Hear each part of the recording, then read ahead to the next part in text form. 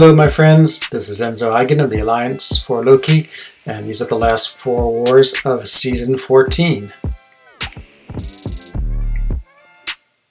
So our first war is against KenOB, who we seem to always fight twice every season. Of course they are the top rated Alliance War Alliance, and they're amazingly skilled, and we've never come too close to beating them, but we're in the top 3 right now, so we want to go very hard against them and try to take the win.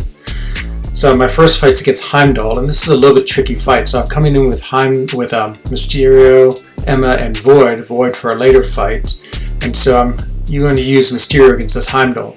So Mysterio is poison immune, which is important, and then he also takes bleed damage, which is also very important in this node. The thing about Mysterio is if he gets armor break or knocked down, his helmet can shatter, and then he actually loses his poison immunity. And the poison does huge damage on this node, so that would be a terrible mistake to make. So I really need to be careful of Heimdall's special attacks and heavies. And so, I'm going to, of course, bait the SP1, because the SP2 is essentially unavoidable, because it's unblockable on its range. And so just trying to bait his SP1s out. And I'm not going to punish the SP1 either, just because when he has his armor up, after he has True Strike, he can auto block you. And so this is amazing information for my alliance, and of course, the officers in 4 Loki are so knowledgeable that they're really good about giving you great instructions and strategies for every fight. So you can see after the SP1s, I just sort of back off, and then I go in and use a heavy attack to get rid of the True Strike.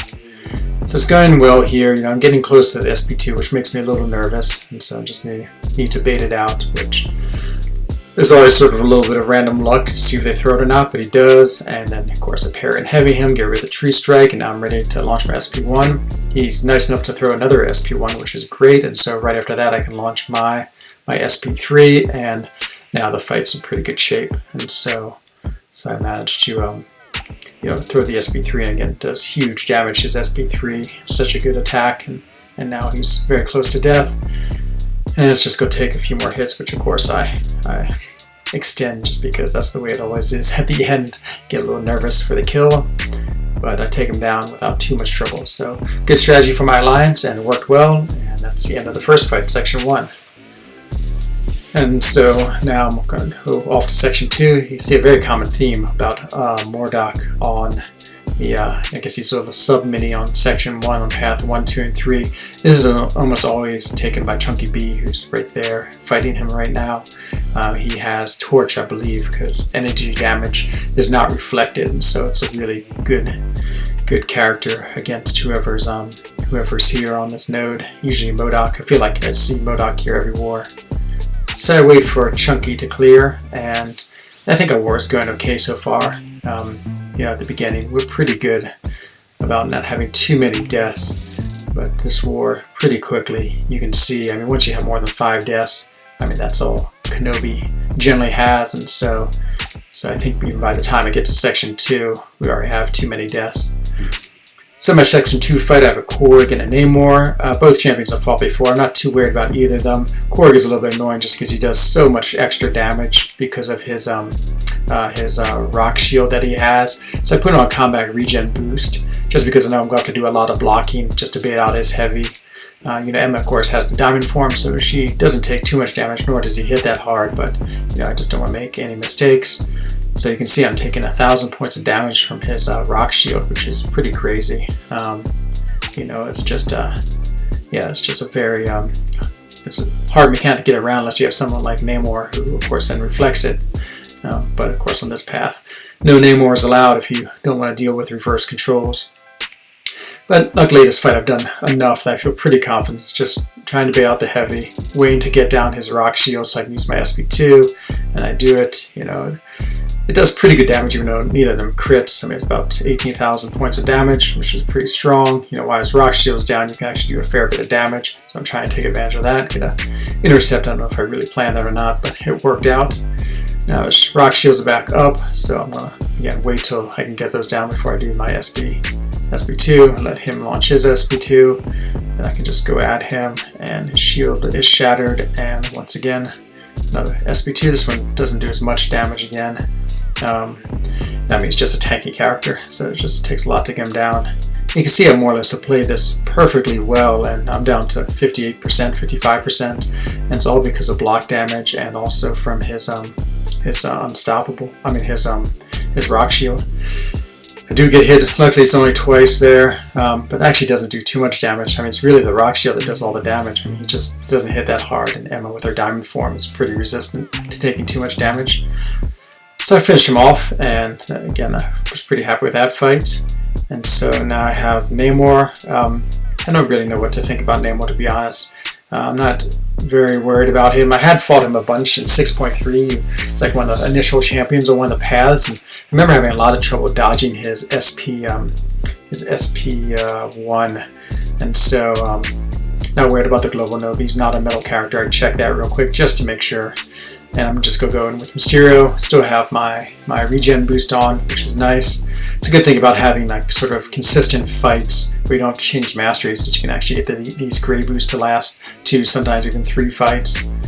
And so yeah, I don't have any really specific agenda in this other than to, try to, avoid dying and getting hit.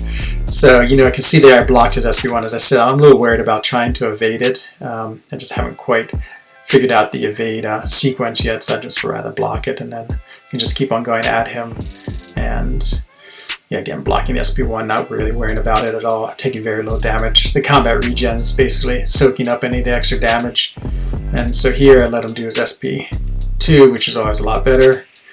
I'm always suspicious of any KenOB placement though, just because they're so good about defense that I always think there's some trick that I'm missing that I'm about to pay for. But again, this fight seemed pretty straightforward, so wasn't too worried about it. And the SP3 kills him, and so yeah, that worked out really well, and yeah, I was happy with that. So 2 pretty good fights against KenOB, which again, we have to have 30 people playing perfectly in order to win.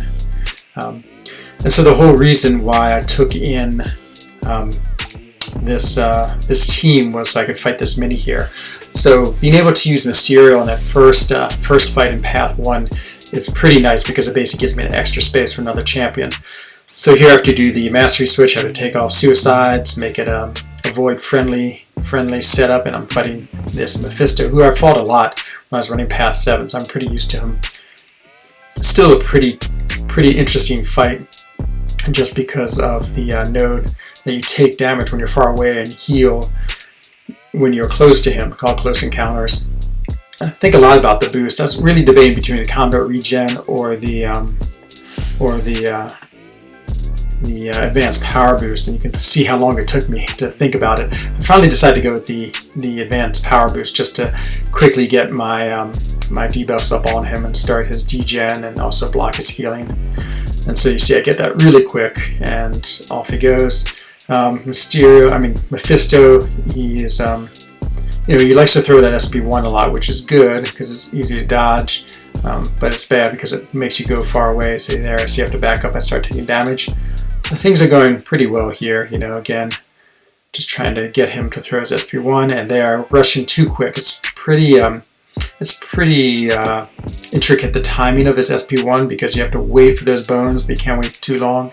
And so I just rushed in too soon and got hit by the wave of bones that he throws out as the second part of his SP1. But I'm feeling okay. He's down pretty far, goes through his regen. He actually doesn't regen at all, probably even takes some more damage. Same thing happens again though, I get clipped again with the wave of bones, and so it's 2 times I've been hit. It's down to 34%. I mean, the fight was pretty much in hand, but definitely is a little too close for comfort. And so, yeah, it's good taking a mini. Fortunately, we lost to KenOB. I mean, they're just so good. As I said, I think we had, our usual like 12 or 13 deaths, just too many. And so, shout out to Lether Tomato. I was watching his videos the other day on War, so he has a rank 3 ghost, which is pretty cool. And now it's off to War 10 against NY718. I think NY718 would be considered our biggest nemesis, just because we're always very close to them. I think at this point, either they had a chance at top 3 and we had a chance at top 3. So this is a pretty serious war right here.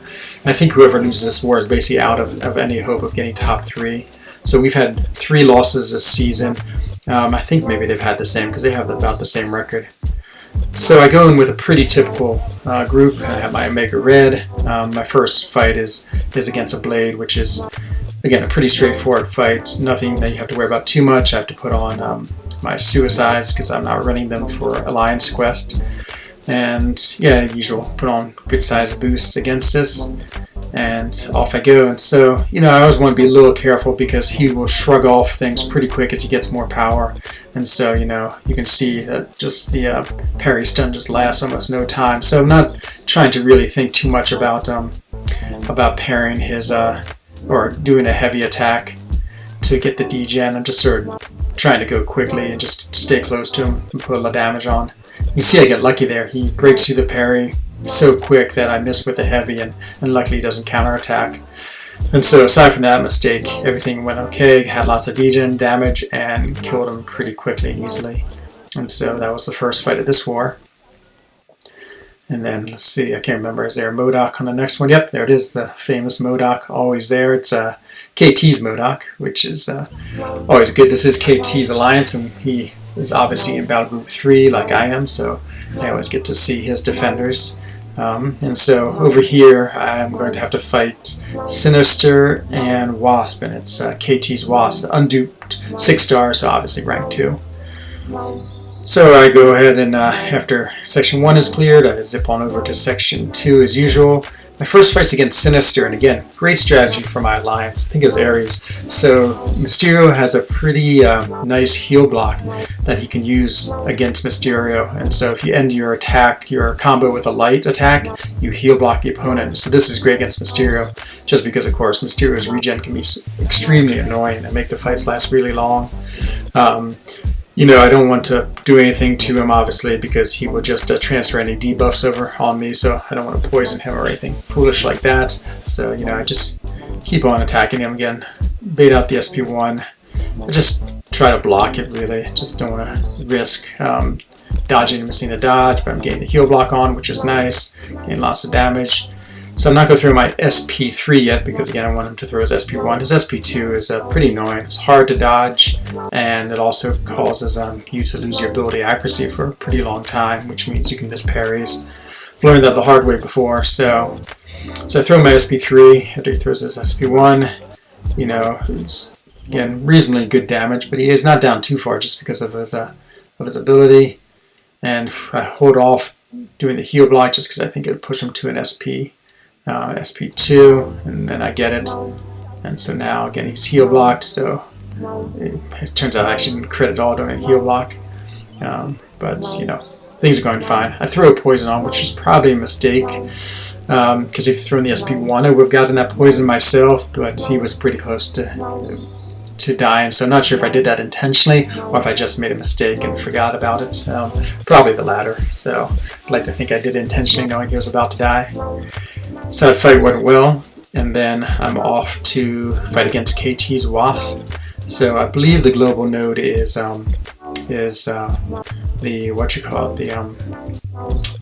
the small champions of Vade, I think, or if it's the metal one, she's also metal, so she gets the advantage of both of those. So I decided I'm going to use heavy attacks here. I'm going to use heavy attacks because they're real quick and I can avoid her stun. Then when I'm in telepathic form, she won't evade me at all. And so she throws her SP1s. Now I have plenty of time since she's unduped. I get a lot of time to counterattack without her evading. But I just wait out for another SP1 and back in again. And so it's going pretty well, this fight, of course. She doesn't have a lot of health because she's a fairly weak champion when it comes to health pools, but just trying to be careful. Now there, I forget about my heavies, and it's just where I throw sort of two funny one-hit combos. Just trying to play really slow and easy, and just try not to make any mistakes. And so again, went really well that fight, and managed to beat her. And so yeah, that was a good fight. And this is just a little side benefits. Like sometimes when you're in war, you end up watching and looking at the map. I mean, it's not too exciting, but I got on the map at one point. I noticed there's a fight over here against a Sentinel, and it's actually taken by this guy Tay, and so I'm sort of just watching it just out of curiosity. And I look at the other guy, it's WP Gladiators, who's an old friend of mine from J11, and what do you know, it's a timeout, and so always fun to see. So War 11's against OBAIR, or OBAIR. I don't think we've ever played them, or they maybe Alliance who've changed their name. And so now we're solidly top 3. And so if we can win the last 2 wars, we will be number 3. And so a lot of stress on us right now, a lot of pressure. And so I come in with my same team as last time. I have Omega Red as sort of the third part of the I don't know what to call it, the reverse control. It's not Trinity, what's the 2? Duality. Is again just a little bit of entertainment. So I'm in the middle of Alliance Quest, and so I put on big boost, and I might as well use them in Alliance Quest. So I go jump into Alliance Quest real quick, do my 2 fights I need to do, change my masteries, and now I'm ready for Mr. Sinister. Taking no chances, put on a invulnerability boost. With 2 wars left in the season, it's time to boost big every time, gray boost every time, and give yourself maximum advantage. And so, this fight's a little bit scary for me, so I take a heavy. I sort of got his heavy and his SP1s confused in this fight, which is not so great. So, there's his SP1. You see it has sort of a very similar motion for that beginning hit. Then I take another 2 hits. I've used up all my invulnerability, which I'm very happy I used. I go ahead and pop my SP2 just to keep on with my death field. Of course, the constant bleeds keep up my death field, so I don't know if that's a very smart thing to do that or not. I really want to get death field, get a lot of spores up on him, but I can't really bait out his SP1 here, so all my spores drop off. And boy, he is not throwing his SP1. Gets me back in the corner. I'm now really panicked, to be honest. He has me back here, and so I have to take the SP2, which I really dislike. So I'm now going to be really careful because I know my parries aren't going to work that often. Go ahead and throw another SP2 just to get some distance. I'm taking, of course, recoil damage. So, it's been a long fight, and we're pretty close. It's like 62, 42%. I mean, it's pretty even. But, I'm just trying to play calm, not worry too much. I'm just going to do the damage I can do and just keep on chipping away at him.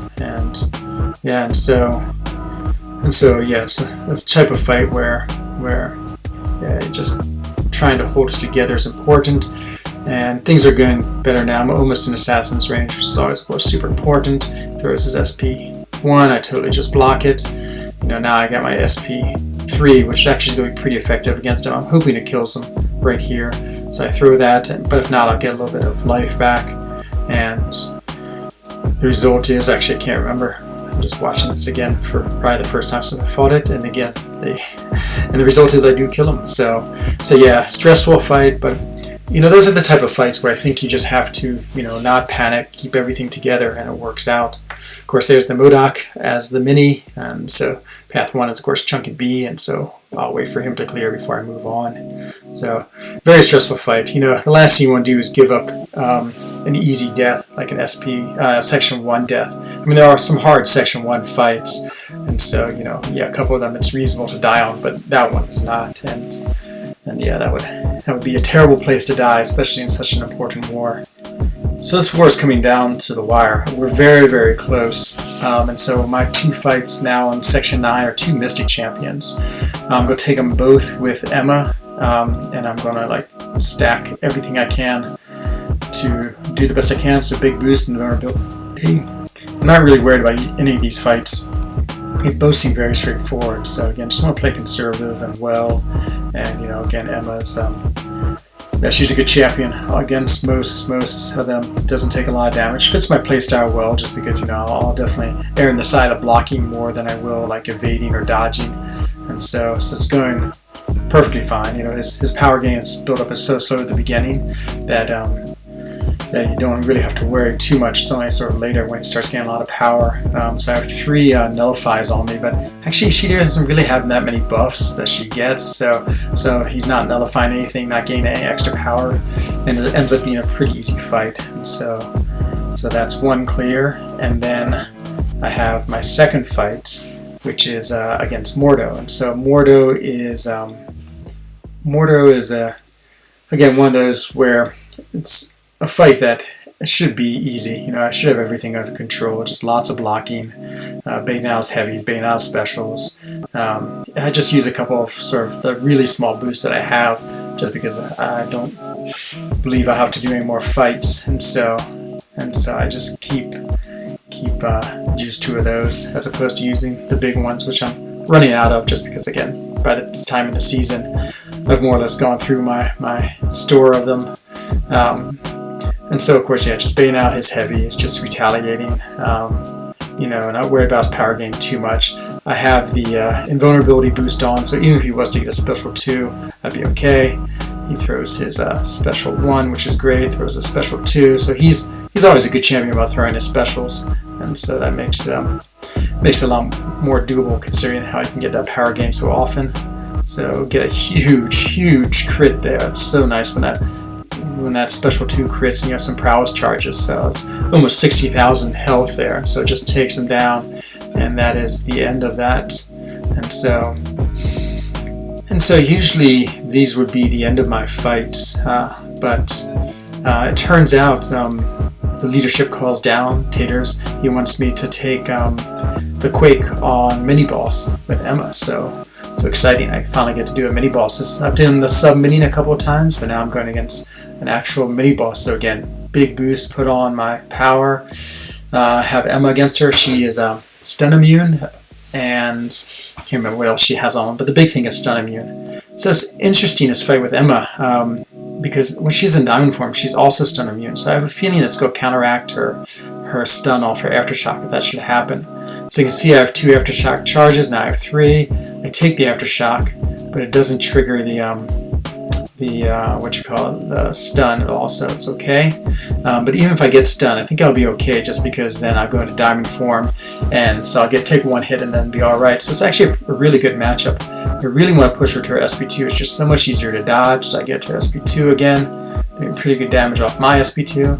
I'm just trying to bait this out. 2 charges again, get aftershock, but not doing too much damage, only 940 a tick, so very reasonable. And so this fight's feeling very in control here. And yeah, I'd just rather bait out her heavy and get her SP2 and take any chances. You see there's some lag, which always makes me nervous. The SP2 doesn't do too much damage. I don't really have any prowess charges, but I get her SP2, go in again, I take aftershock, again, not too much damage though, pretty reasonable. And so yeah, just keep on chipping away at her, just holding my block, letting her come at me, letting her do her heavy. Her SP1, I'm just a little bit afraid of it, just because sometimes I mess up dodging it, and it's the last thing what I want to do is get hit by it. Throw my SP2 hoping it kills her, and it does. It's a little bit of a risky play just because she was close to SP3, but I think I'll be alright. I think I had an invulnerability boost on. No, I think I started with a power boost. And so yeah, I get to take a mini, and that went well. So we won that battle. It was really close, incredibly stressful, but I think we won by about 2 deaths. So the last war of the season is against NewN. So we have 3 wrapped up. NewN really doesn't have anything to play for because they're going to be masters, but there's no chance of getting the top 3.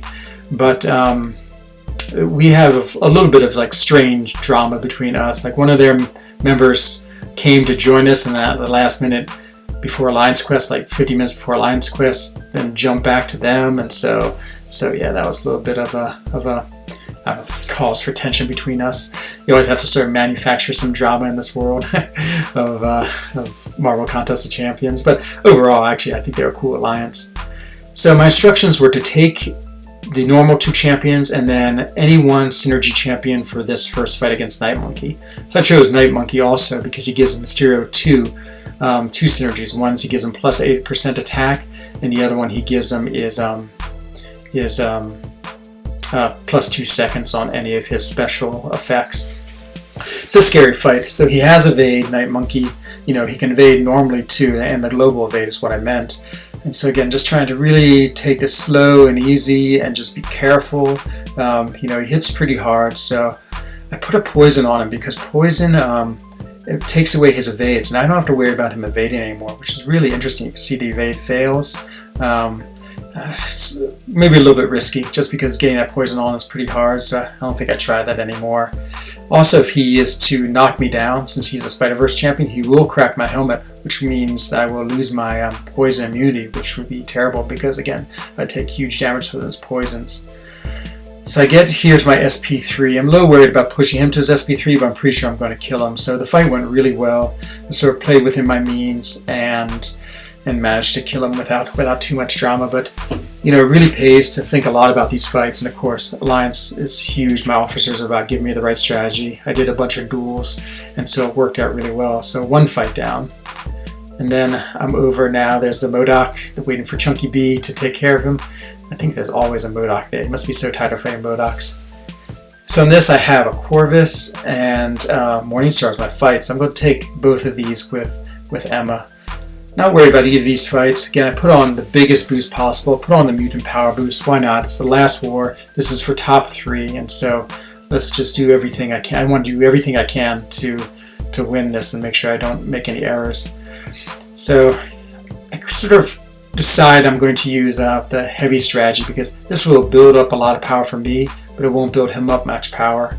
And so I sort of feel like that's a better strategy. I mean, his specials aren't too hard to deal with, but special one you can't really retaliate against, and so I figure I'll just try this and see. I don't do very much damage at all. Neither of them crit on my SP2. I just block his SP1, and so now I can't really decide if this has been a good strategy, but I go ahead and stick with it. So it is a nice way it builds up my power so quickly, and yeah, it gets me to SP2 quicker. So I only have one prowess charge. And again, I hardly do any damage. Neither of them crits. So I mean, her special is so dependent on her prowess charges. Usually though, when you parry, you get a prowess charge, but somehow the interaction between switching back and forth between Diamond and telepathic form doesn't always translate into the prowess charges really carrying over correctly. So I think there's a little bit of a bug with them. So you see I have one prowess charge. I won't get any more off any of these parries. And so yeah, I'm not sure if that's the way it's supposed to work or not. But again, I do another SP2. Don't do that much damage. One prowess charge just isn't that much. And so at this point, now I'm getting a little bit impatient, and I go ahead and attack pretty quick into him. I miss with the, well, I don't kill him with the special. I was hoping I would, and I block the SP1. I'm sort of lucky, because usually his block is unblockable, because he'd been knocked down by the special. It wasn't.